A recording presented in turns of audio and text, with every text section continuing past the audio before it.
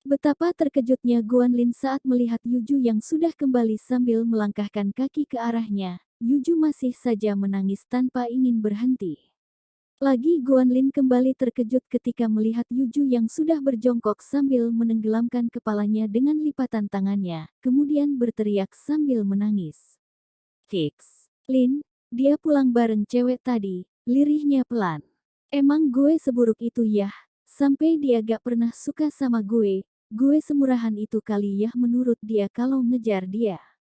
Apa arti gue berjuang selama ini kalau intinya bakal sia-sia? Dari dulu gue berharap dia bakalan suka sama gue tapi ternyata gak bisa. Lin, gue gak mau diceraiin. Gue tahu gue salah karena terlalu egois, tapi dia juga salah numpangin tuh cewek. Lin, gue harus gimana? Lin, bantuin gue. Racau Yuju terus-menerus. Guanlin menatap bingung ke arah Yuju kemudian berjalan sambil menenangkan Yuju. Aduh Ju, jangan nangis dong, gue gak tega liatnya. Katanya sambil menatap Yuju bingung bagaimana menenangkan Yuju sekarang.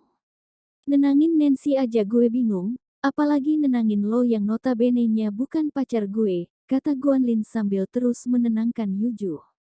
Kalau Nancy bisa gue peluk, lah lo gimana ceritanya, bisa bonyok gue nanti kalau ada yang lihat.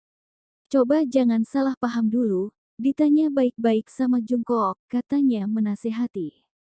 Yuju mendongakkan kepalanya menatap ke arah Guanlin. Salah paham. Jelas-jelas dia nebengin tuh cewek. Lo kok jadi bela dia sih?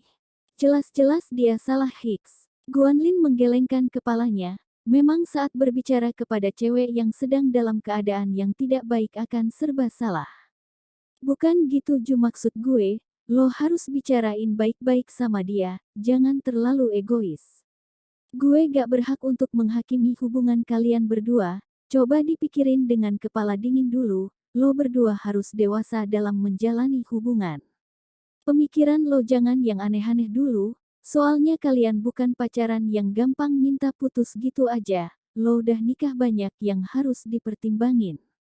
Mending gue anterin pulang aja yah, lo perlu nenangin pikiran, ucap Guanlin sambil menuntun Yuju untuk berdiri. Yuju menghapus air matanya lalu menatap ke arah Guanlin.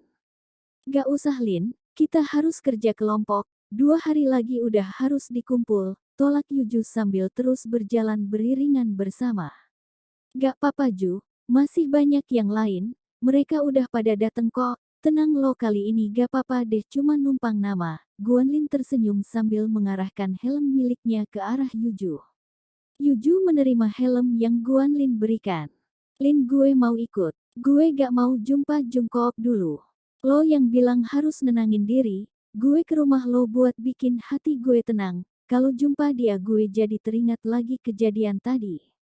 Yuju mendudukkan dirinya di jok belakang dengan wajah kusut serta marah. Guanlin terkejut mendengar ucapan Yuju meninggi. Ya udahlah ayo, jangan nangis mulu lo.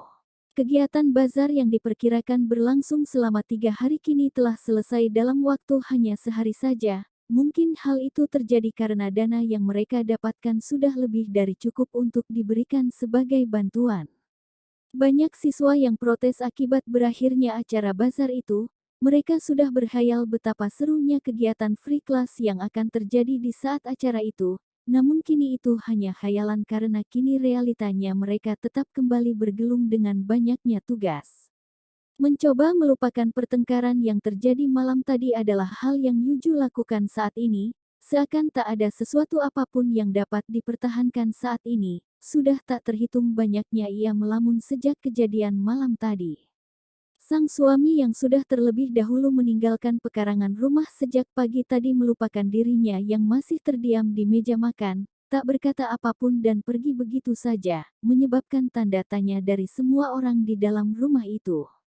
Tak terkecuali sahabat-sahabatnya yang sejak tadi menanyakan keterdiamannya, dapat ia lihat jelas betapa khawatirnya sahabat-sahabatnya ini, namun untuk mengungkapkan saja Yuju sudah tak sanggup, selemah itu air matanya. Tugas fisika yang Bapak berikan kemarin sudah dikerjakan semua, kata Pak Husdi, selaku guru bidang studi fisika. Sudah Pak, baik kalau sudah kumpulkan di meja ini, biar Bapak periksa satu-satu, ucap Pak Husdi sambil mengarahkan penggaris panjang yang berada di tangannya ke arah meja di hadapannya. Gimana nih, gue belum selesai. Lah kok bisa? Lo gak ngasih tahu gue sih. Gue juga belum ngerjain. Emang yang mana sih yang dikerjain? Yang ini bego. Mata Pak Husdi menyusuri setiap meja yang sudah bergerak ke sana kemari untuk berbisik meminta jawaban secepatnya. Tangannya ia lipat di depan dadanya dan menatap horor para murid di kelas tersebut. Yang tidak mengerjakan tugas silahkan maju ke depan. Sekarang, kata Pak Husdi berteriak, maju cepat atau saya yang datang ke meja kalian satu-satu, dan menambah hukuman lebih berat. Ucapnya memperingati, matanya melotot melihat ke depan di mana para murid berada. Ju, lo udah ngerjain kan? Tanya Euna menatap ke arah Yuju yang masih terdiam.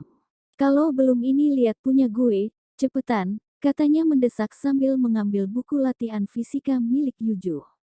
Yuju melihat ke arah sampingnya, lantas menggelengkan kepalanya, menatap lesu Euna. Gak usah gue maju aja, katanya lemas. Jangan Ju, lihat muka lo pucet banget, jangan nekat, gue tahu lo lagi ada masalah kan, gue maklumin lo gak mau cerita sekarang. Gue takut lo malah pingsan di lapangan lagi kalau dihukum keliling lapangan.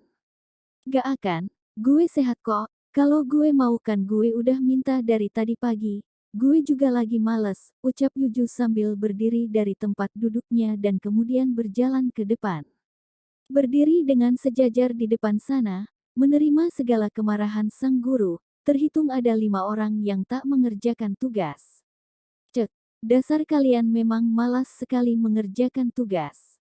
Pak Husdi menggelengkan kepalanya melihat tingkah anak muridnya. Terhitung sudah 1 minggu Yuju pulang seorang diri, sejak kejadian kemarin ia tak berani untuk membuka suara atau berkomunikasi dengan sang suami, dan sampai sekarang pun sahabat-sahabatnya hanya memandang prihatin ke arah Yuju. Tak banyak yang mereka tahu hanya segelintir berita yang tak lengkap yang Mingyu lontarkan di saat melihat gerak-gerik Jungkook, bahkan Yuju pun selalu mengalihkan pembicaraan di saat ditanya mengenai hal yang terjadi antara Yuju dan Jungkook. Jadi lo masih pulang sendiri juga? Tanya Jihyo sambil menatap ke arah Yuju. Yuju mengangguk. Yah gitulah. Emang lo ada masalah apa sih Ju? Tumben banget gak mau cerita. Kalau emang ada masalah yah tinggal bilang ke kita bakalan dengerin kok. Yuju mengambil tasnya dan memakainya ke pundaknya. Ia melihat ke arah sahabat-sahabatnya dan tersenyum.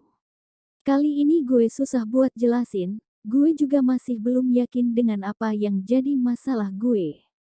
Yuju menarik napasnya.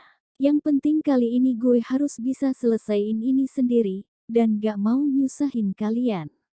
Euna berdiri dari tempat duduknya, kemudian dengan tiba-tiba memeluk erat Yuju, dan menangis dengan keras. Yuju jadi gelagapan sendiri melihatnya. Lo ngapain nangis? Tanya Yuju sambil memeriksa keadaan Euna. Jangan ngomong gitu dong Ju, Hicks, lo gak pernah nyusahin kita. Kalau lo cerita gue dengan senang hati dengerinnya, jangan anggap lo nyusahin, gak boleh Hicks. Chihyo melihat ke arah Euna dan Yuju, matanya kemudian tanpa sadar menjadi berkaca-kaca, setetes air mata jatuh membasahi pipinya, tak kuat dengan rasa sakit di hatinya Chihyo juga ikut bergabung memeluk Euna serta Yuju. Gue gak mau lo sedih terus Chu Hicks. Chihyo memeluk sangat erat sambil sesenggukkan. Cengeng banget sih lo semua, ejek Chaeyeon menatap ke arah sahabat-sahabatnya sambil menggelengkan kepalanya. Namun mulut bisa berbohong namun hati tetap tidak kan. Sekuat tenaga Chaeyeon menahan tangisan dalam dirinya, namun betapa kurang ajarnya air matanya juga ikut keluar. Wah, tanggung jawab gue jadi nangis kan? Teriak Chaeyeon sambil bergabung bersama sahabatnya.